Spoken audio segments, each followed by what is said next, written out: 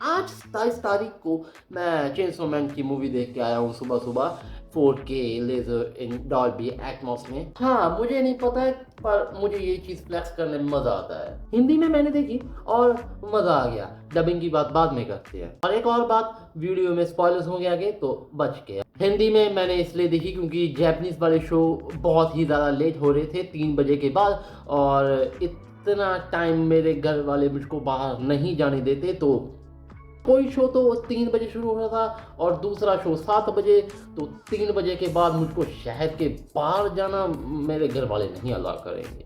मैंने सोचा था कि ये मूवी मैं क्रंची रोड पे देखूंगा जब वो आ जाएगी, क्योंकि इस महीने मैंने डेमन स्लेयर की मूवी 2 बार देखी, एक बार भी नहीं 2 बार, तो जिसकी वजह से मैं फाइनेंशियली अनस्टेबल हो गया, बट फिर भी मैं देख आया।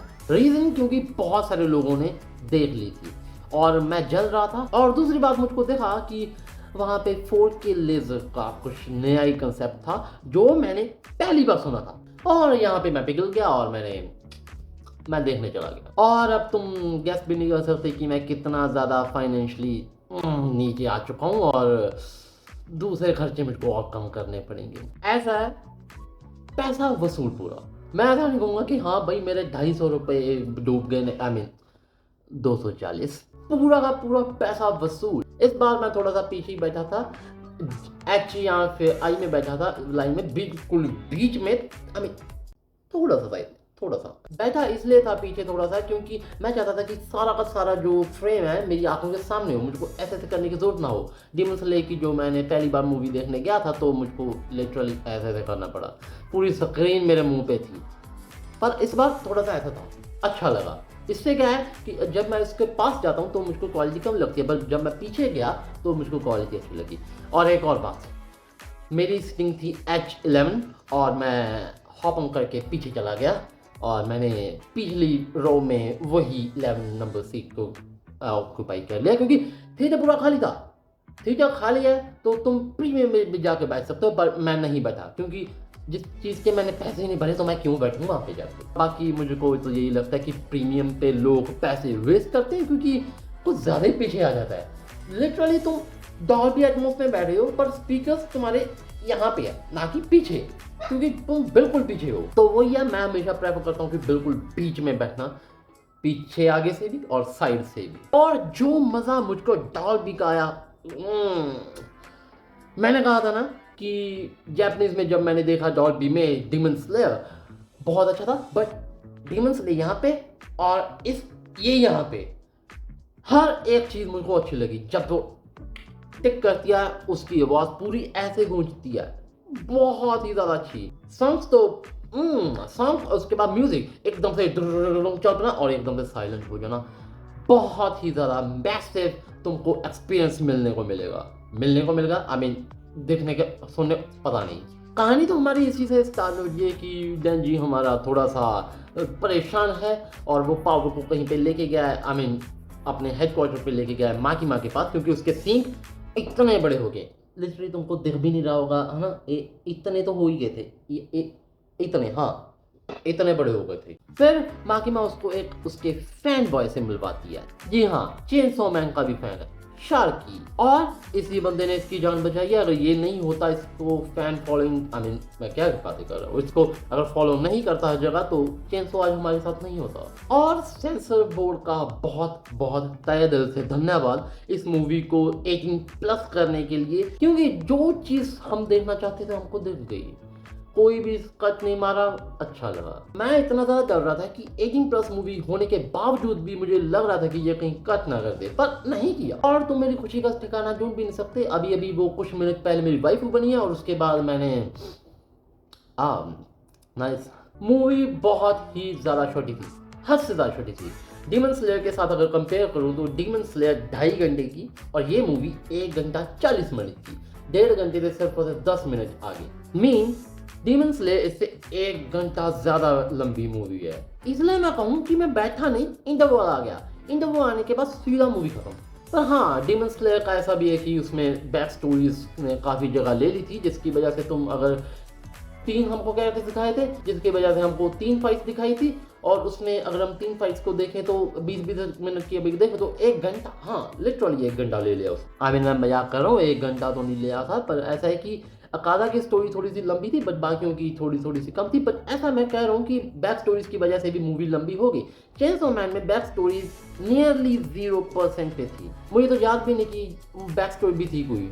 और एक्शन की बात हम बाद में करेंगे, उससे पहले जो मैं सच में बहुत तहे दिल से सेटिस्फैक्शन से भर गया जब मैंने उसको देखा। शुरुआत में हमको वो एक शहर दिखाते हैं, बारिश दिखाते हैं, फिर थोड़ा सा सनलाइट दिखाते हैं, बादलों से योर नेम और थैंक यू नोकी की वाइब देते हुए, जहाँ में मैंने स्लाइस ऑफ लाइफ एनिमे से ही शुरू किया था अपना सफर, और वैसे ही एनिमेशन और वैसे ही शहर मुझको देखने को मिला।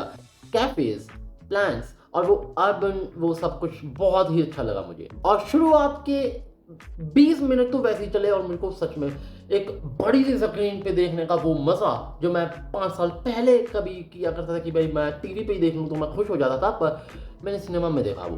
हाँ, तुम कह सकते हो कि स्लाइस ऑफ लाइफ जैसा कुछ मुझको देखने को मिला और मैं बहुत ही ज़्यादा खुश था उस पर, क्योंकि वहाँ पे कोई पावर्स नहीं थी, कोई वो खून खराबा नहीं था, कोई कुछ नहीं था, बस सिर्फ और सिर्फ शहर दिखा रखा था।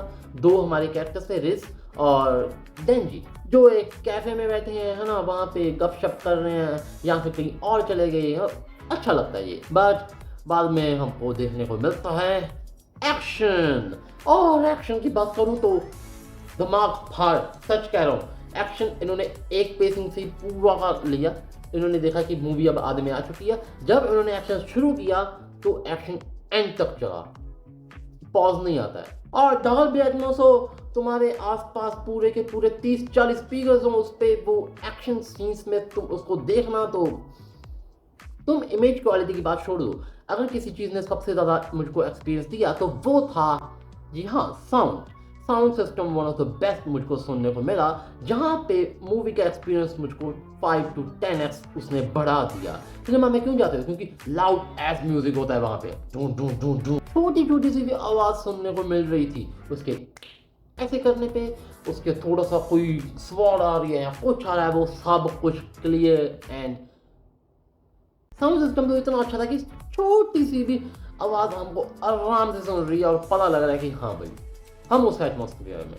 देखो, डॉल्बी एटमॉस का सबसे बड़ा फायदा यही होता है कि तुमको ऐसा नहीं लगता है कि तुम किसी चीज़ को सुन रहे हो आगे से, तुमको ऐसा लगता है कि तुम उस एटमॉस्फेयर में हो। और अगर बात हिंदी डब की कर लें तो डीमन स्लेयर से काफ़ी अच्छा काम किया है इन्होंने। अगर हम वही पुरानी रेटिंग के हिसाब से देखें, अगर हम कंपेयर करें, तो अगर हम जैपनीज को 10 आउट ऑफ 10 माने, क्योंकि जैपनीज ओजी है तो परफेक्शन, वो जो मैंने पिछली वीडियो में कहा था, उसके हिसाब से अगर ये 10 आउट ऑफ 10 है तो हिंदी वाली 8.5 आउट ऑफ 10 मुझे लगी।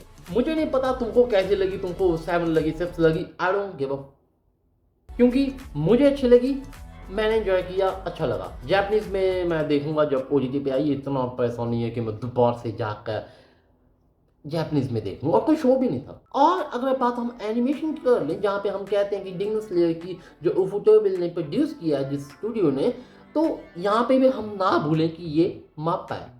ये बंदे अपने एनिमेटर्स को नहीं छोड़ते, तो तुम एक्सपेक्ट कर ही सकते हो कि वक्त तो पूरी की पूरी मूवी में हमको 2 विलन्स ही देखते हैं और उनसे ही लड़ना होता है, और दोनों विलन्स को डेंजी ही मारता है, सारा कुछ खत्म हो जाता है, डेंजी उसको हरा देता है, सब कुछ परफेक्टली फाइन, सब कुछ चल रहा होता है, एंडिंग एक सेटिस्फैक्टरी टर्न लेने ही वाली होती है, और तब आ जाती है हमारी माँ की मसान कैसे छोड़ दे। जब डेंजी ने उसको बचा लिया था तो उसके बाद मैं तभी से गैस करने लग गया था कि माँ आएगी, इसको मार देगी, क्योंकि माँ नहीं छोड़ेगी इसको, क्योंकि कहानी भी तो आगे बढ़ानी है ना। और मैं बहुत ही ज़्यादा सैड हो गया जब मेरी वाइफों को सामने मार दिया मेरे। बेचारी डेंजी को मिलने के बस 60 या 70 या 100 मीटर ही दूर थी और मारी गई। और अफसोस ये नहीं कि मारी गई, अफसोस ज़्यादा ये था कि डेंजी को पता भी नहीं लग सका कि उसको कोई प्यार भी करता है। पूरे चेनसो मैन के यूनिवर्स में रिस के अलावा अभी तक कोई भी लड़की के पास डेंजी के लिए फीलिंग्स नहीं थी, और अभी तक तो है भी नहीं। रिस ही थी जिसको डेंजी का दिल पसंद आया, चेनसॉ मैन का नहीं। एंड में हमको दिखाया जाता है कि जब उसको फूल पकड़ाया जाता है और उसके बाद वो कुछ रियलाइज करती है और वो ट्रेन छोड़ देती है और वो डेंजी के पास ही जाना होती है उसको, जाना होती है, आई मीन जाना होता है उसको। जैसे कि हमको मूवी में पहले दिखाया था कि रेस जा रही है, कैसे जा रही है, वही एंड में दिखाते हैं। Same location, same angles, same तरीके से वो जा रही है।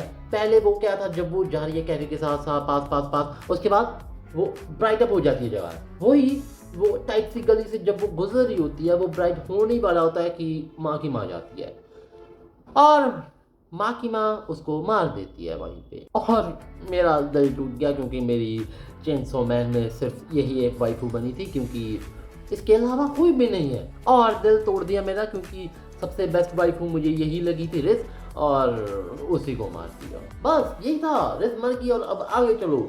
सॉल्व करके कोई फायदा नहीं है क्योंकि ये एनिमे वर्ल्ड है, यहाँ पे कोई भी मर जाए, कोई भी क्या होता है, प्लीज अच्छे से बोला करो। अगर मैं बताऊँ तो मुझे मूवी कैसी लगी तो 8 out of 10। Movie literally best थी, मुझे बहुत अच्छा लगा क्योंकि मुझको वो स्लाइस ऑफ लाइफ जैसा भी उन्होंने दिखाया, उसके बाद एक्शन तो भर के था, एक्शन दिखाया। उसके बाद एंड वाला सीन मुझको बहुत ही अच्छा लगा, बीच सीन जो मुझको लियरली मैं क्या बोल रहा हूँ, मुझको पूरी की पूरी मूवी अच्छी लगी। फर्स्ट में जब उन्होंने स्लाइस ऑफ लाइफ जैसा कुछ दिखाया, फिर एक्शन भर के दिखाया और थोड़ी सी फैन सर्विस भी, और बाद में बीच सीन दिखाया जो एंड में मुझको वो सबसे ज़्यादा अच्छा लगा, बीच सीन। उसके बाद जब उसको मार देते हैं तो वो क्लाउड्स दिखाते हैं ऊपर, वो वाले सब कुछ अच्छा था। तो रेटिंग मैं अपनी बदलना चाहूँगा 9 आउट ऑफ 10।